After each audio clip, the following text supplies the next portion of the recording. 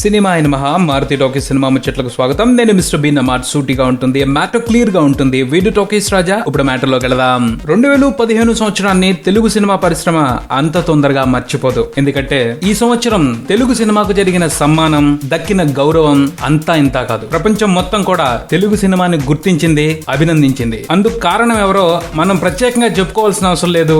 బాహుబలి అని, దాన్ని రూపొందించిన దర్శకుడు రాజమౌళి అని. బాహుబలితో తెలుగు సినిమాకి గౌరవం మాత్రమే దక్కలేదు, దాని మార్కెట్ కి కొత్త రెక్కలు వచ్చాయి. సరైన కంటెంట్ ను భుజాన వేసుకుని క్లారిటీ ఉన్న విజన్ తో, పక్కా ప్లానింగ్ తో ప్రయాణిస్తే 500 కోట్లు వసూలు చేయటం ఒక తెలుగు సినిమా కూడా సాధ్యమే అని మా గొప్పగా నిరూపించి చూపించింది. అలా బాహుబలి ఇచ్చిన ధైర్యంతో, కొత్త ఉత్సాహాన్ని తోడుపెట్టుకుని శ్రీమంతుడు కూడా తెలుగు మార్కెట్ మీద గొప్పగానే దండయాత్ర కొనసాగించి మంచి రికార్డును కొల్లగొట్టాడు. అలా తక్కువ గ్యాప్ లోనే ఇకపై రాబోయే తెలుగు సినిమాలకి బాహుబలి, శ్రీమంతుడు కొత్త రిఫరెన్స్లుగా నిలిచాయి.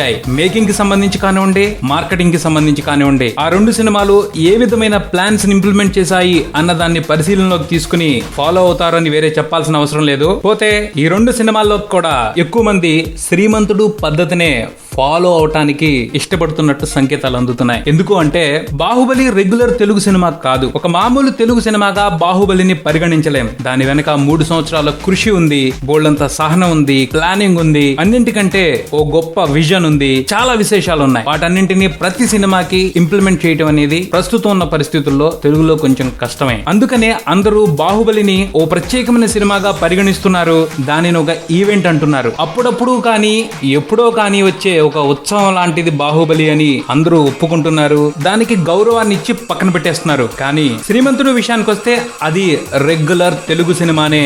ఆ సినిమా విజయం కోసం ఫాలో అయిన విధానాన్ని ఈజీగా అందరూ అడాప్ట్ చేసుకోవచ్చు. దమ్మున్న పాయింట్ తో సబ్జెక్ట్ తయారు చేసుకుని సినిమా తీయటం, ఆ తర్వాత దానిని గొప్పగా ప్రమోట్ చేయటం పెద్ద ఇబ్బంది ఏం లేకుండానే అలవాటు చేసేసుకోవచ్చు. ప్రస్తుతం తెలుగు సినిమా రూపకర్తల్లో చాలా మంది దీని గురించి ఆలోచిస్తా ఉన్నారు. మహేష్ శ్రీమంతుడితో కొత్త ధైర్యాన్ని ఇచ్చాడు, ప్రయోగాలు చెయ్యొచ్చు, కొత్త తరహా ఆలోచనల్ని ప్రేక్షకుల ముందుకు తీసుకురావడానికి పెద్దగా ఆలోచించాల్సిన అవసరం లేదు. ఎలాంటి కొత్త అంశానికైనా లేదా సమాజానికి ఉపయోగపడే అంశమైనా, మెసేజ్ ఉన్న అంశమైనా దానికి తగు రీతిలో కమర్షియల్ ఎలిమెంట్స్ ని జోడిస్తే ప్రేక్షకులు దాన్ని తప్పకుండా ఆదరిస్తారు అనే నమ్మకం కలుగుతుంది శ్రీమంతుడిని చూసిన తర్వాత అని టాప్ స్టార్స్ కూడా మాట్లాడుతూ ఉండటం విశేషంగానే కనిపిస్తుంది. ఈ విషయాల్ని పరిగణలోకి తీసుకుని చూస్తే రాజమౌళి బాహుబలిని రూపొందించిన విధానాన్ని అందరూ అడాప్ట్ చేసుకోలేరు, కానీ కొరటాల శివ శ్రీమంతుడు రూపొందించిన విధానాన్ని మాత్రం చాలా ఈజీగా అడాప్ట్ చేసుకోవచ్చు. కాబట్టి దాని మీద ఎక్కువగా ఫోకస్ చేయాలి అని ఆలోచించడంలో తప్పే లేదు. మొత్తానికి బాక్స్ ఆఫీస్ దగ్గర